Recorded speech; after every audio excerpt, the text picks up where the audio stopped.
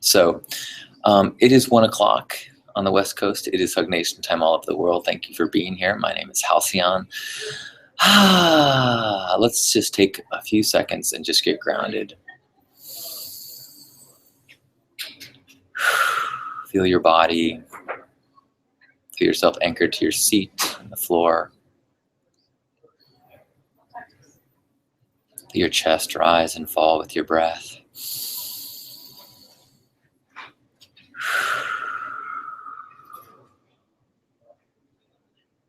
Notice all the sensations, all the miracles in this moment. Let yourself get out of your story and just be present. Thank you, universe, for all of the blessings. Amen. All right, Thaddeus, welcome.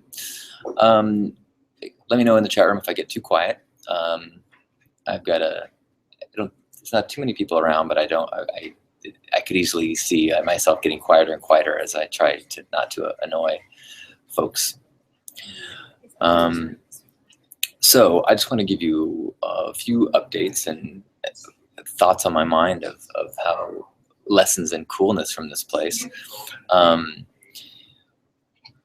You may have remembered the last 2 years, Byron Katie has been a part of my journey and my lessons and learning here. First year she was not here, and I wish she was, and I wanted her to be here, and she didn't make it last minute, and so I was frustrated, and I realized that, she teaches us to love what is, and by not showing up to Wisdom 2.0 2 years ago, she actually ended up teaching me a significant lesson about letting go of my attachment and learning to love what it is. How do I know that Byron Katie was not supposed to be there?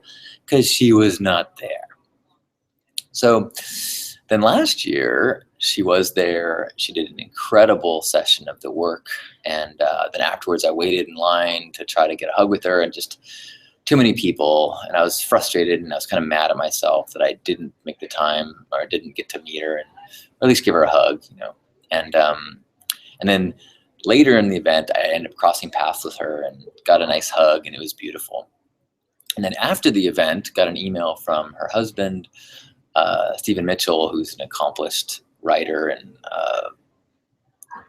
the two of them together did 1,000 Names for Joy. It's an interpretation of the Tao Te Ching, which is just brilliant. And so he wrote me and said, Katie and I just found your video where you were upset that she wasn't there. We thought it was hilarious, and we'd like to put it up on thework.com. And I was like, oh my God, that's so cool. And then I invited them to Burning Man, and they gave me the most beautiful affirmative no I've ever heard. It was like, oh, that's nice. And if we're supposed to be there, then we'll let you know. It was nice. So this year I saw them right when I got my first time I was in the lobby at the hotel. The two of them were walking by, and I was like, oh, I should go say hello. And I was nervous, and I didn't want to be fanboy, which I clearly am. So I introduced myself. I walked up when Stephen was free and Katie was talking with people, and I introduced myself to him and said we'd emailed, and I gave him a hug, and then did not say hello to Katie. And was kind of like, man, look at me getting nervous again. And then the next day went to her giving a talk, and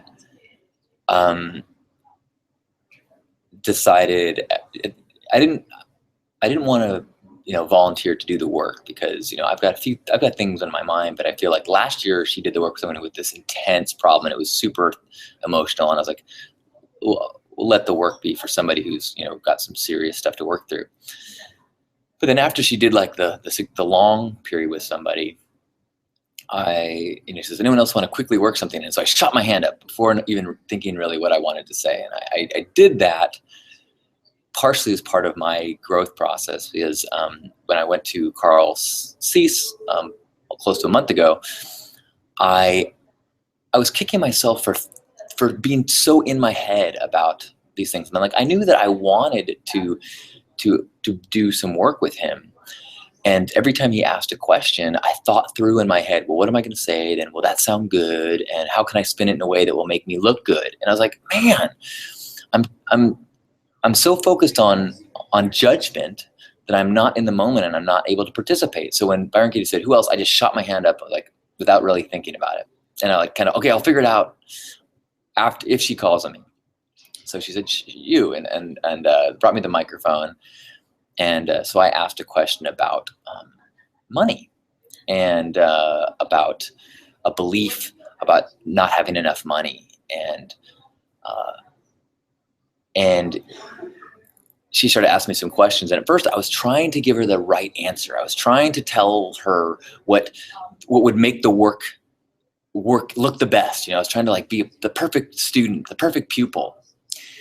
And initially I actually did not give her the right answer. And so she had to coach me through, and I'm like, oh, right. No, yes. I mean, no, you know, and then I kind of let it go and tried to listen to her questions more and try to think about my answers more. And she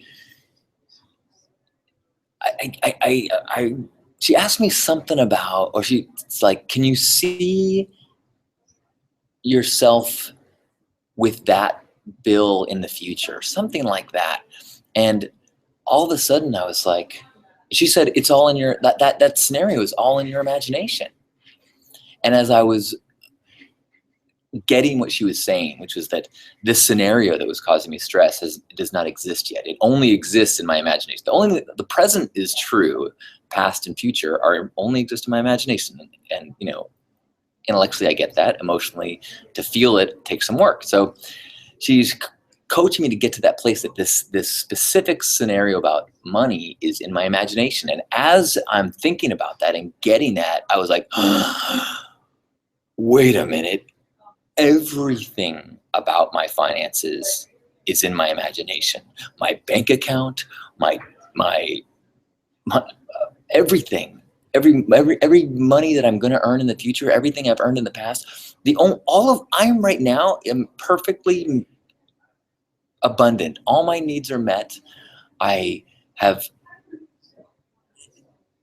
every aspect of my financial world only exists in the imagination. Now, does that mean it's not real? Is there not an actual tallying of my finances in a computer somewhere? Yes, it is. But that doesn't exist in this moment.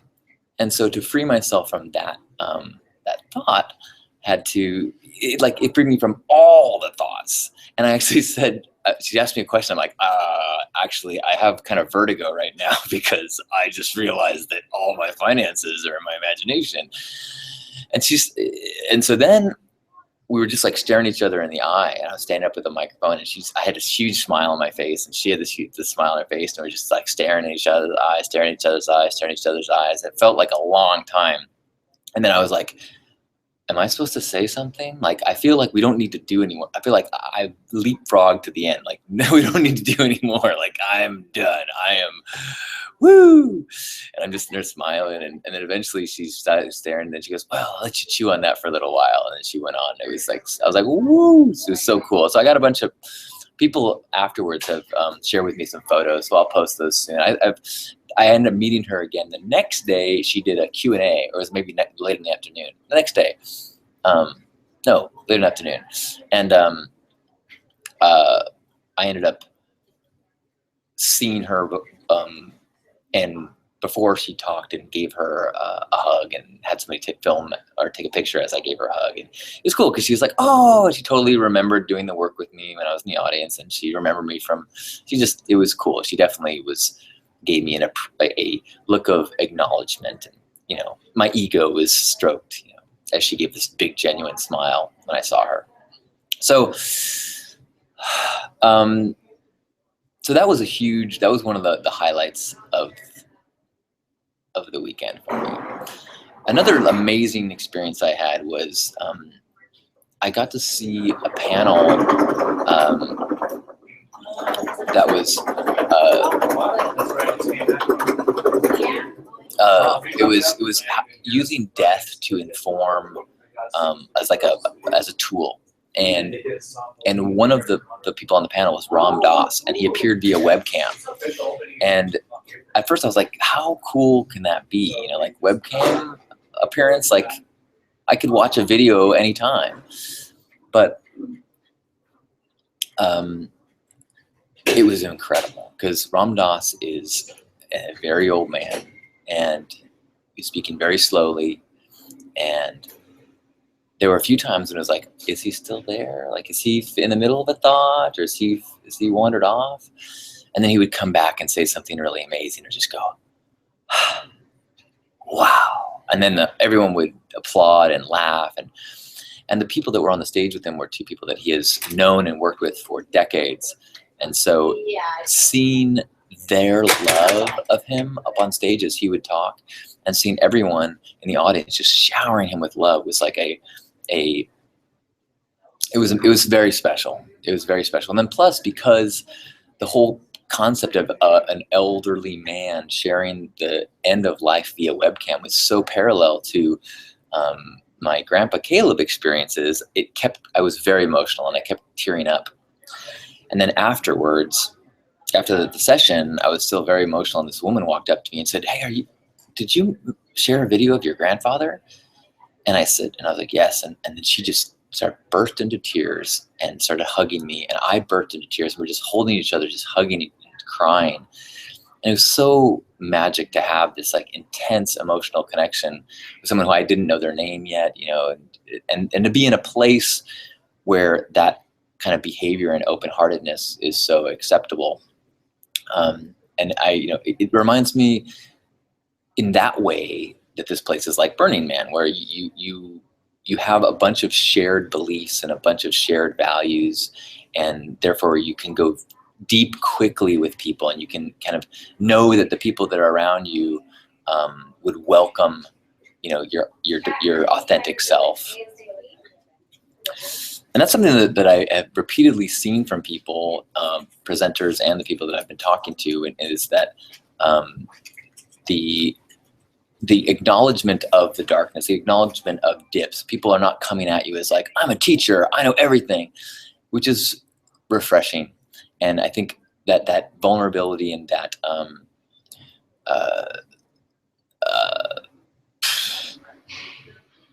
transparency, you know, that for me is so significant for me to accept somebody.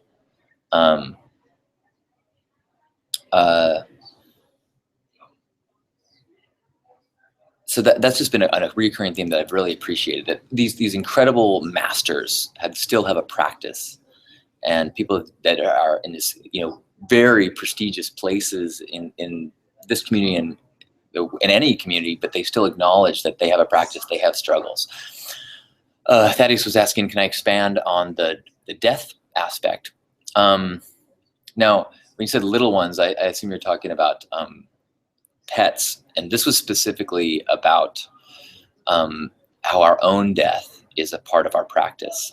Ram Dass said that every moment of our life is our chance to practice for the moment of death, and that, you know, that this another speaker was saying that, you know, that death is such a significant opportunity that it is irresponsible to wait until then to deal with the magnitude of that spiritual and emotional and psychological, you know, gift.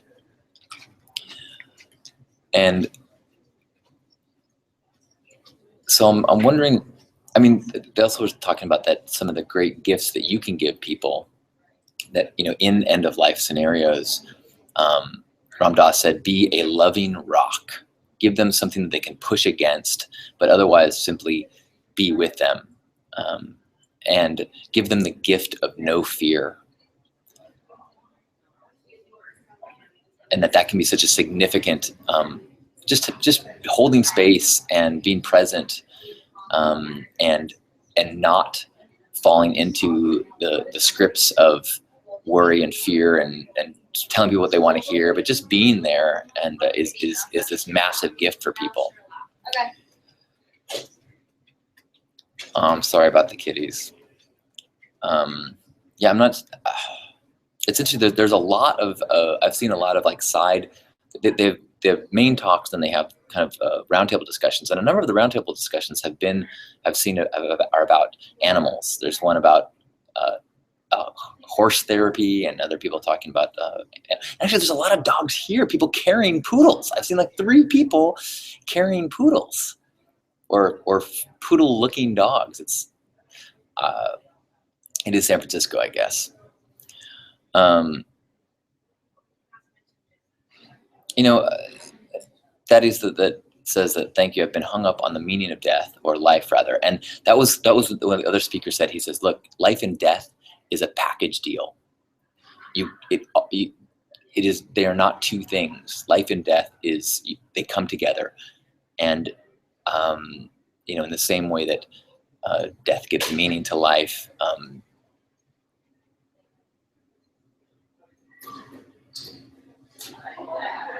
yeah, I don't know. It's funny.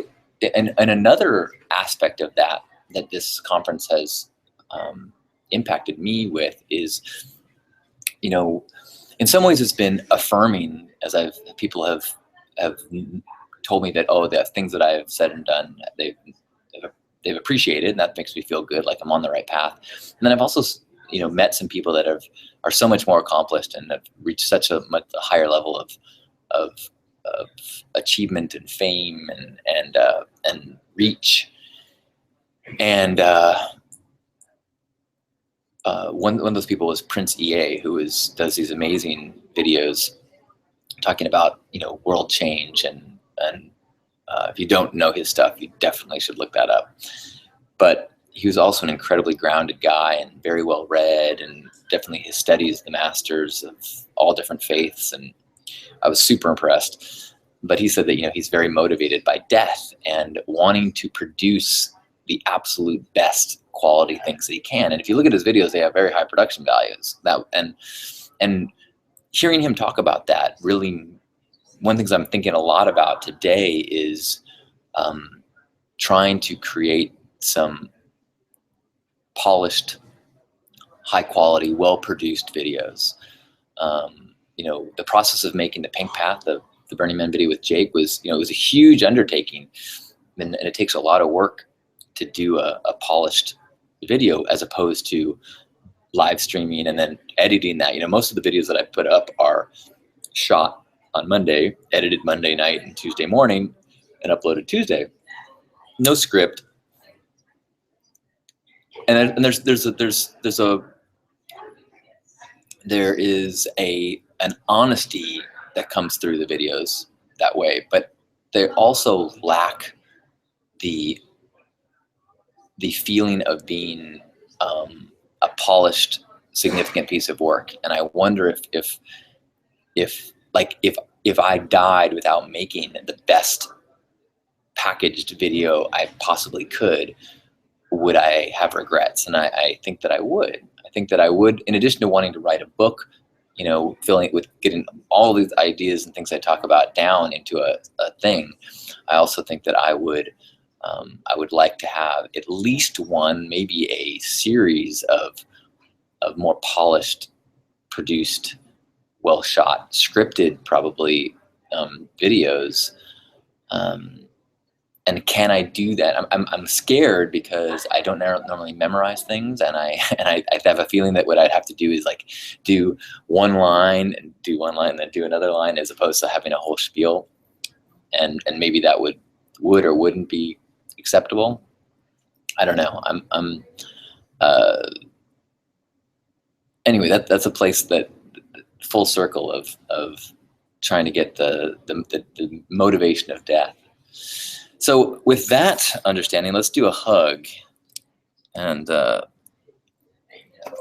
let's anchor this all in. And the idea of the group hug has come up a number of times.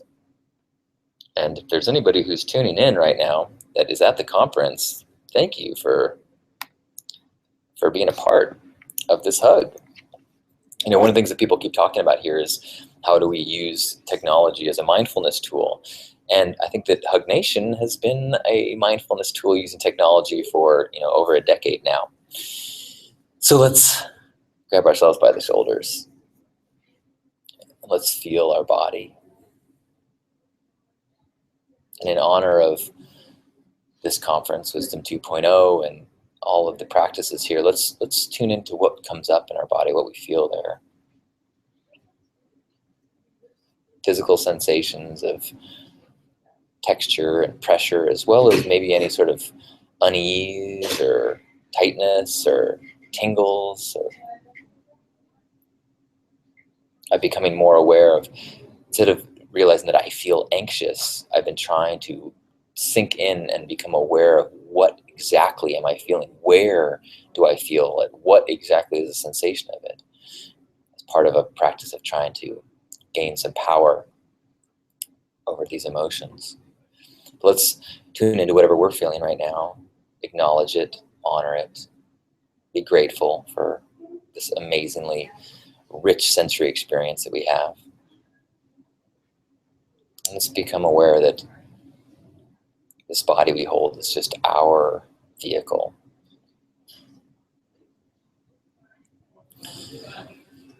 And we treat it with respect and honor it and keep it healthy. But as we squeeze, let's pretend that we are hugging the body of all of those that we've encountered in the last week. All the people that I've seen at this conference, we're embracing them and sending them love. And then let's imagine that we're hugging all those people that they have met, and they have met, and they have met, so that your love is transferring through me to all the people at this conference. And you feel their love in their hearts. And all the people at this conference, their love is transferring to you and all the people in your life. Now let's take 3 breaths together, separated from all those individuals, just being single cells in this massive organism, all breathing together. Ready? Inhale.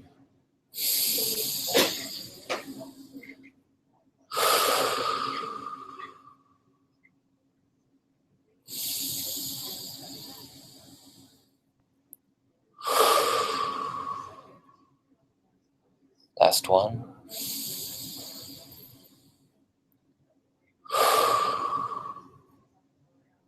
On behalf of Grandpa Caleb, all the love warriors around the world, and all the attendees of Wisdom 2.0, thank you. I love you. Happy Hug Nation.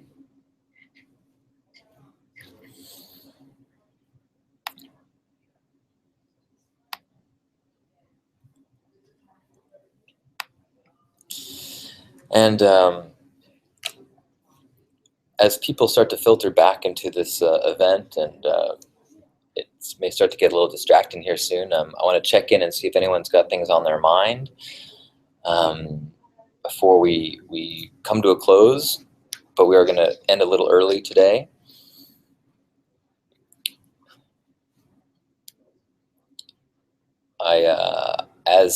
In many ways, I am here as an ambassador of Hug Nation and of you, and so hopefully I'll be able to bring back lots more insights and energy to next week and bigger projects moving forward.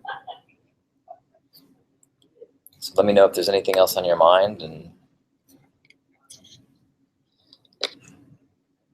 highly recommend Prince EA.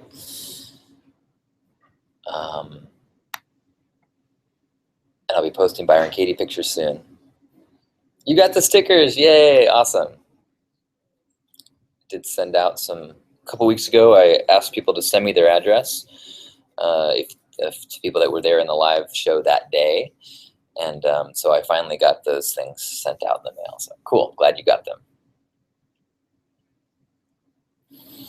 So big love to the kitties out there and the kitty owners or lovers or partners. Big love to all of you residents and participants in Hug Nation. It's an honor to be a representative in this space.